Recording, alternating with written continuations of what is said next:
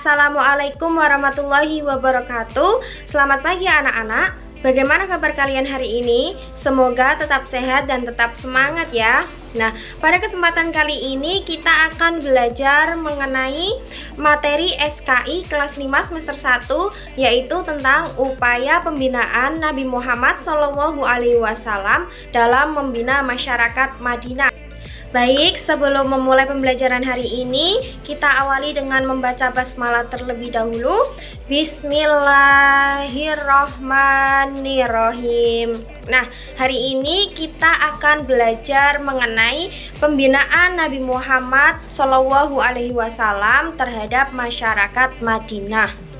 Upaya pembinaan Nabi Muhammad SAW terhadap masyarakat Madinah, yaitu yang pertama adalah pembinaan dalam bidang agama.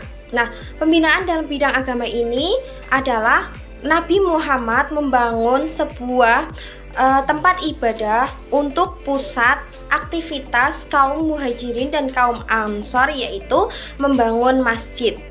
Setelah Masjid Nabawi ini selesai dibangun, Nabi Muhammad SAW menggunakan Masjid Nabawi untuk berbagai kegiatan sebagai berikut.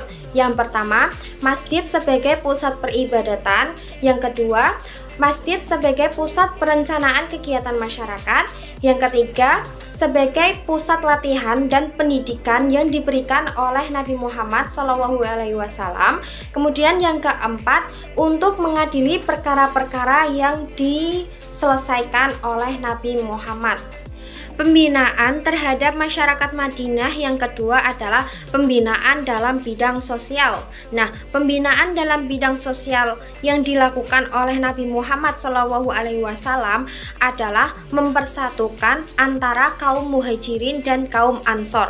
Tujuannya apa? Tujuannya adalah untuk menghilangkan fanatisme dan untuk membela Islam, serta penghapusan perbedaan keturunan, warna kulit, dan daerah yang pada saat itu sudah menjadi tradisi. Setelah Nabi Muhammad dapat mempersatukan kaum muhajirin dan kaum ansor, ini ada isi perjanjian antara kaum muhajirin dan kaum ansor. Isi perjanjian antara kaum muhajirin dan kaum ansor antara lain: yang pertama, mereka kaum muhajirin dan kaum ansor adalah umat yang satu. Yang kedua, kaum muhajirin dan kaum ansor harus saling bekerja sama. Yang ketiga, orang mukmin tidak boleh meninggalkan saudaranya sesama mukmin. Dan yang keempat, orang mukmin harus melawan orang yang berbuat zalim. Yang ketiga, pembinaan terhadap masyarakat Madinah adalah pembinaan dalam bidang ekonomi. Nah, pada pembinaan dalam bidang ekonomi ini, usaha yang dilakukan oleh Nabi Muhammad SAW adalah mengusahakan perdagangan yang lebih baik lagi. Pembinaan dalam bidang ekonomi tadi adalah untuk mengatur perdagangan yang lebih baik. Nah, ini ada aturan dalam berdagang yang diberlakukan oleh Nabi Muhammad SAW. Yang pertama, dalam berdagang itu tidak boleh bersumpah palsu. Yang kedua, dalam berdagang tidak boleh menggunakan riba. Yang ketiga, dalam berdagang itu harus berdagang dengan baik dan jujur. Dan yang keempat, dalam berdagang itu tidak boleh menimbun dan monopoli barang. Nah, pembinaan terhadap masyarakat Madinah selanjutnya adalah pembinaan dalam bidang pertahanan. Nah, pembinaan dalam bidang pertahanan ini adalah Nabi Muhammad menetapkan pertahanan yang utama dalam negara adalah kekuatan iman dan akidah. Yang kedua, Nabi Muhammad menetapkan dustur atau undang-undang yang disebut dengan Piagam Madinah. Nah, anak-anak, apa sih fungsi dari Piagam Madinah? Nah, fungsi dari Piagam Madinah ini adalah sebagai berikut.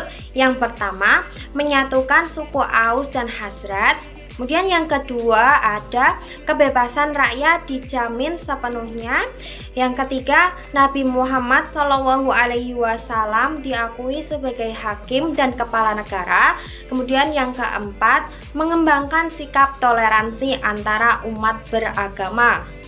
Baiklah anak-anak, tadi kita sudah belajar mengenai upaya pembinaan yang dilakukan Nabi Muhammad SAW terhadap masyarakat Madinah. Semoga bermanfaat untuk kita semua. Jangan lupa jaga kesehatan dan tetap semangat.